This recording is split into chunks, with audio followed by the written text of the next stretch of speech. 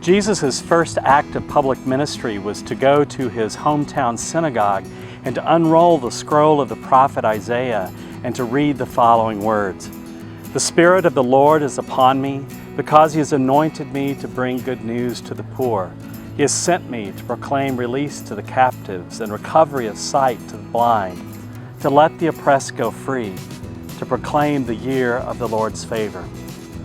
And then he sat down, rolled up the scroll, and all were amazed. And then Jesus said, "This scripture has been fulfilled in your hearing." Jesus came proclaiming the vision from Isaiah, which is God's vision of what the world is supposed to be. It's the vision that we're called into, to proclaim the year of the Lord's favor, the year of Jubilee. This is our 20th annual convention for the Diocese of Eastern Michigan, where we are proclaiming Jubilee.